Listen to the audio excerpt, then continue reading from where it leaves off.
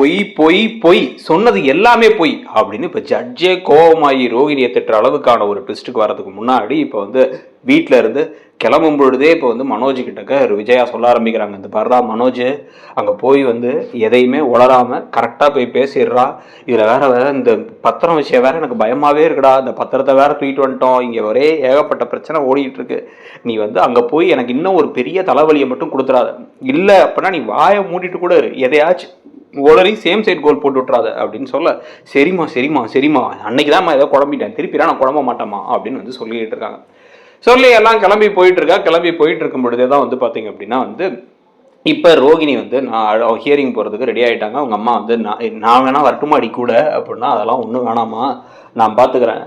அங்கே இருக்கவனுங்கெல்லாம் வந்து அவங்க எப்படி என்ன முடிவு எடுப்பாங்கங்கிறது எனக்கு தான் தெளிவாக தெரியும்.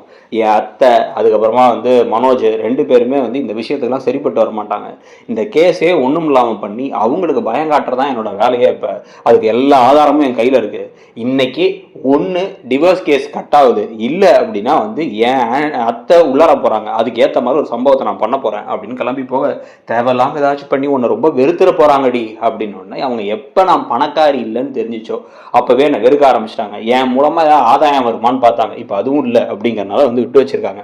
நான் பேசாம நீங்க எதை பத்தியும் கவலைப்படாம இருமா, நான் பாத்துக்கிறேம்மா அப்படின்னு வந்து கிளம்பி போறாங்க. இப்ப திருப்பி ரோகிணி கிளம்பி அங்கே அவங்க கிளம்பி போகும்பொழுதுதான் வந்து இப்போ முத்துவும் மீனாவும், ஏங்க இன்னைக்கு ஹியரிங் இருக்கு, நம்மளும் கூட அவங்க அண்ணன் குடும்பத்தோட போறோமா இல்லையா, அவங்க அண்ணனையும் அம்மாவும் மட்டும் போறாங்கல்ல அப்படின்னு வந்து பேசினோடனே, இல்லை நம்ம போகணுமா வேணாமான்னு தான் யோசிக்கிறேன். போன தடவை வந்து இவன் ரொம்ப குழம்பி உளறிட்டான். இதில் வேற அப்பாவும் வந்து இப்போ ரொம்ப அப்செட் ஆகிருக்காரு இந்த ரவி விஷயத்தில் வேற. இந்த பிரச்சனையை பார்ப்போமா அந்த பிரச்சனையை பார்ப்போமான்னு எனக்கே ஒன்றும் புரியல அப்படிங்கும் போது, இல்லைங்க நம்ம போய் என்ன நடக்குதுன்னு பார்ப்போம். ஏதாச்சும் ஒரு விஷயத்த கண்டிப்பாக வந்து ரோகிணி இன்னும் மோசமாக பண்ண போறா. ஒரு ட்விஸ்ட் பண்ணி கடைசியில் வந்து இப்போ நம்ம அத்தைக்கே ஒரு பிரச்சனை வர மாதிரி தான் ஏதோ பண்ண போறான்னு எனக்கு தோணுது. அதை சரி பண்ணணும் அப்படின்னா நம்ம தான் ஏதாச்சும் கொஞ்சம் மூளையோட யோசிக்கணும். உங்கள் அண்ணன் இந்த மாதிரி சமயத்தில் பதட்டப்பட்டு எதையும் யோசிக்க மாட்டாரு அப்படின்னு உடனே, யோசிச்சிருந்தா அவன் இந்த நிலைமையில இருக்க போறான். எப்போ வந்து இது என்ன உண்மைங்கிறதெல்லாம் வந்து அவனுக்கே புரிஞ்சிருக்குமே. கூடவே வாழ்ற ஒரு பொண்ணு இத்தனை போய் சொல்லியிருக்கு, அது அவனுக்கு சுத்தமாக தெரில பாரு அப்படின்னு வந்து சொல்லிட்டு, சரி ஓகே பார்த்துக்கலாம் அப்படின்னு வந்து இப்போ முத்து மீனாவும் கிளம்பி போகலான்னு போகிறாங்க. போகும்பொழுது அவங்க காரில் போயிட்டே இருக்கும்பொழுது பார்த்தா ஆப்போசிட்டில் வந்து இன்னொரு கார்ல இருந்து இறங்குறாங்க கிறிஷுடைய அந்த பெரியப்பா பெரியம்மா 3 பேருமே. டக்குனு இவங்க 3 பேரும் ஒன்றா இருக்காங்க அப்படிங்கிறத பார்த்த உடனே முத்துவுடைய மூளைக்கு லைட்டாக ஏதோ வந்து ஸ்ட்ரைக் ஆகி டக்குன்னு என்ன பண்ணுறாங்க, அவங்களும் திரும்பி நேராக அங்கே கிளம்பி போயிட்டு அவங்கள்ட்ட பேச்சு கொடுக்குறாங்க. இப்போ முத்துவும் மீனாவும் எப்படி இருக்கீங்க, என்ன ஆச்சு அப்படின்லாம் வந்து பேசிகிட்டு இருந்ததுக்கப்புறமா தான் வந்து அவங்க டக்குன்னு வந்து கேட்குறாங்க, ஏன்பா நீங்கள் வந்து அந்த நம்ம கல்யாணியுடைய 2வது புருஷன் இருக்காரு, அவரோட தம்பியாப்பா முத்து நீங்கள் அப்படின்னா, ஆமாம் நீங்கள் சொன்னதுக்கப்புறம் தான் எனக்கு எல்லா விஷயமும் தெரிஞ்சதுக்கப்புறம் தான் நான் சொன்னேன். உண்மையிலே வந்து அவ்வளோ பொய் சொல்லி இருக்க வேணாம் அப்படின்னு உடனே, இல்லைப்பா அவள் சூழ்நிலையை நீங்கள் புரிஞ்சுக்கணும்லப்பா, வேற வழி இல்லாமல் தான் போய் சொல்லியிருப்பா. நாங்கள் மனசுத்தன்மையே இல்லாமல் நாங்கள் நடந்துக்கிட்டோம், அவளை துரத்தி விட்டோம் வீட்டை விட்டு. அவளுக்குன்னு ஒரு வாழ்க்கையை அமைச்சிக்கும் போது வந்து திருப்பி பயம் வந்திருக்கும், அதனால தான் அப்படி பண்ணியிருப்பா. கிறிஷையும் பாருப்பா, அவனும் பாவம் இல்லை, அவனுக்காக தான் இதெல்லாம் பண்ணியிருப்பாங்க. இப்போ கூட ஒன்றும் இல்லைப்பா, உங்கள் அண்ணனை மட்டும் இந்த கேஸை வாபஸ் வாங்க சொல்லு. வேணா சொத்து தான் பிரச்சனைனா நாங்கள் வேணா சொத்தை கூட கொஞ்சம் எங்கள் சொத்துல பாதி சொத்து அவனுக்கு தான், எங்கள்கிட்ட நல்ல சொத்து இருக்குது, ஒன்றும் ரொம்ப மோசம்லாம் கிடையாது, அதனால வந்து ரோகிணி நிம்மதியாக சந்தோஷமாக இருக்கலாம் அப்படின்லாம் வந்து பேசின உடனே வந்து உங்கள் அண்ணனுமே வந்து சந்தோஷமாக இருக்கலாம் அப்படின்னா, இல்லை இப்போ எங்கள் அண்ணனுக்கே வந்து விஷயம் தெரியும் தான் போய் சொல்லி வச்சிருக்கா, இல்லை எங்கள் அம்மாவையும் வேற குறை சொல்லிட்டு இருக்கா, அந்த மாதிரி நிறைய பிரச்சனைகள் போகுது.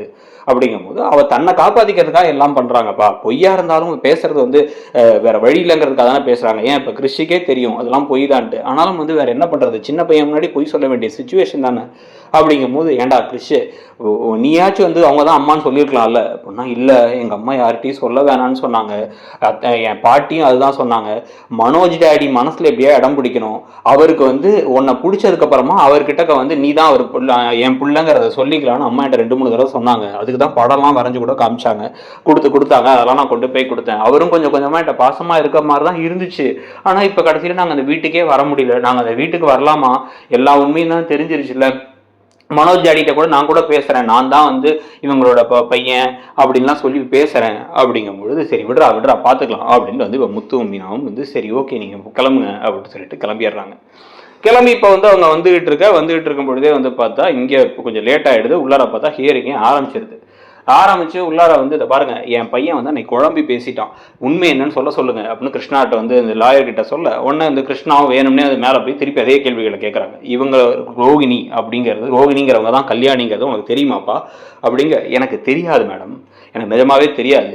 ஏன்னா வந்து அவன் என்கிட்ட வந்து நடுவில் இப்போ ஒரு மாசத்துக்கு முன்னாடி அந்த கிறிஷோட அம்மா இறந்துட்டாங்க அப்படின்னு சொல்லிட்டு அந்த கிறிஷோட அம்மா கல்யாணி நான் தான், ஏன் அவ ஆவி என் உடம்புல புகுந்திருக்கு அப்படின்னு வந்து என்னை பயமுறுத்தி உங்க அம்மாவை கொண்டுடுவேன்னு சொல்லி மிரட்டி அந்த பையன்கிட்ட பாசமா இருக்குன்னு சொன்னான். அப்போ கூட அது இவளுடைய பையன்லாம் எனக்கு தெரியாது, ஏதோ ஆவி பூந்துருச்சுன்னு நினச்சேன் நான். எனக்கு இந்த பேய் அப்புறம் ஆவி அது எல்லாத்தையுமே எனக்கு கொஞ்சம் நம்பிக்கைலாம் இருக்குது, அது நான் இல்லைன்னு நான் சொல்லலை, நான் பயந்துட்டேன், அதுதான் நடந்துச்சு, அதை தான் அன்னைக்கு யூஸ் பண்ணி கேள்வி கேட்டா. அப்படிங்கும் பொழுது உடனே டக்குன்னு திருப்பி நல்லா ஒரு வாரம் ஹியரிங் லேட் ஆனதுனால எங்கள் ஆன்டி வந்து இவளுக்கு நல்லா ப்ரிப்பேர் பண்ணி கூப்பிட்டு வந்துட்டாங்க ஜட்ஜையா. உண்மை என்ன அப்படின்னா வந்து என் அத்தை என்னை எவ்வளோ பிரிக்கணும்னு இருக்காங்க அப்படிங்கிறதுக்கு இந்த 2 ஆதாரமே உங்களுக்கு போதும் அப்படின்னு வீடியோவில் அந்த பேகெல்லாம் தூக்கி எறிஞ்சு விஜயா கத்துனதும், அடுத்த நாள் மனோஜ் கால் பண்ணும் பொழுது, ஹியரிங் முடிச்சு கால் பண்ணும் பொழுது வந்து விஜயா கோவப்பட்டு வந்து இந்த எடுத்து ஃபோன் மேலே தட்டுன்னு அடிச்சதும் இந்த 2ஐயுமே வந்து போட்டு காமிக்க, ஏன்பா என்ன கிருஷ்ணா ரொம்ப மோசமான ஆளாக தான் இருப்பாங்க போல இந்த பொம்பளை, அவங்க ஏதோ மாமியார் கொடுமையெல்லாம் பண்ணிட்டு இருக்காங்க, டொமஸ்டிக் வயலன்ஸ் பண்ண அவங்களுக்கு சப்போர்ட் பண்ணி பேசுறீங்களா அப்படின்னா, ஐயோ இல்லை யுவர் ஆனர், அது ஏதோ கோபத்தில் தான் பையன் ஏமாத்திட்டாங்கிற கோபத்தில் அப்படின்னு வந்து பேசிக்கிட்டு இருக்க.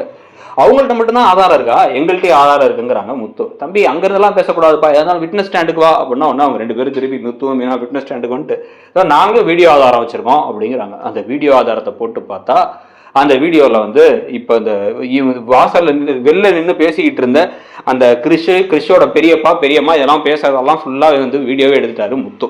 நீ மட்டும் தான் தெரியாமல் வீடியோ எடுப்பியா, நான் எடுக்கிறேன். இதோ இவங்க தான் வந்து அந்த ரோகிணி இந்த பொண்ணுடைய முதல் கணவரோட அண்ணன் ஃபேமிலி. அவங்க பேசுற வீடியோவையும் பாருங்க, கூடவே வந்து அவங்க பையன் கிறிஷ் பேசுற வீடியோவையும் பாருங்க. தெளிவா என் அண்ணனுக்கு இந்த விஷயம் தெரியாது அப்படிங்கிறத அவங்க சொல்லியிருக்காங்க. சொல்லி அந்த பொண்ணு வந்து மனசை எப்படியாவது மாத்திட்டு அவருக்கு வந்து என் அண்ணன் மனசுல அந்த பையன் இடம் பிடிச்சதுக்கு அப்புறமா உண்மையை சொல்லலாம்னு நினைச்சிருக்கா. ஏற்கனவே உண்மையை சொன்னாலும் அப்படியே நினைக்க போறா. சொல்லி கல்யாணம் பண்ணிட்டவன் இவன் சந்தோஷமா எப்ப வேணாலும் கிறிஷை கூப்பிட்டு வீட்லயே வச்சிருந்துருக்கலாமே, இல்ல ஏதோ ஒரு வகையில வந்து அவனை ஏத்திருக்க வச்சிருக்கலாமே. கடைசி வரைக்கும் எங்க அண்ணா அவளை வந்து வித்தரலான்லாம் பார்த்தான், யூகேக்கு யாரோ தத்தெடுக்க விரும்புறாங்கலாம் அனுப்பலான்னு பார்த்தான். இதுக்கு எல்லாம் காரணம் என்ன அப்படின்னா, லண்டனுக்கே அனுப்பலான்னு பார்த்தது காரணம் ஏன் அண்ணனுக்கு எந்த விஷயமும் தெரியாது. அதுக்கு அந்த பையனும் ஒத்துக்கிறான், அவங்க அம்மாவோட பிளான் என்னங்கிறதையும் சொல்லிட்டான், அவங்க முதல் கணவருடைய அண்ணன் ஃபேமிலியுமே சொல்லிட்டாங்க. எல்லாருமே சொன்னதுக்கு அப்புறமும் உங்களுக்கு டவுட்டே வேணாம் ஐயா, இந்த பொண்ணு பொய் தான் சொல்றா, இவ பேர்ல ஆரம்பிச்சு இவனுக்கு சொல்ற ஒவ்வொரு வார்த்தையுமே பொய் தான், பொய் அப்படின்னு. என்னம்மா உன் பிள்ளையே தெளிவா அதில் பேசி வச்சிருக்கு, நீ கடைசியில வந்து எல்லாம் தெரியும் அவருக்கு தெரியும்னு அவரை ஏமாத்தல அப்படின்னு கதை விட்டுக்கிட்டு இருந்த. உனக்குலாம் வந்து முதல்ல வந்து ஃபோர்ஜரி தாமா கேஸ் ஃபைல் பண்ணணும், நீங்க ஏன் அந்த கேஸை ஃபைல் பண்ணல தம்பி அப்படின்னு கேட்குற மாதிரி ஒரு ட்விஸ்ட் நடந்தா என்ன ஆகும்? ரோகிணி சிக்கணும்னு நினைக்கிறீங்களா அப்படிங்கிறத சொல்லுங்க. இந்த வீட்டு விவகாரத்தை உங்க கதையும் சொல்லுங்க. அப்படியே பாண்டியன் ஷோஸ்ல இன்னைக்கு நடந்த ட்விஸ்ட்டை பத்தி உங்களுடைய கருத்து என்ன, நீங்க என்ன எதிர்பார்க்குறீங்க அப்படிங்கிறதையும் சொல்லுங்க. தேங்க்யூ.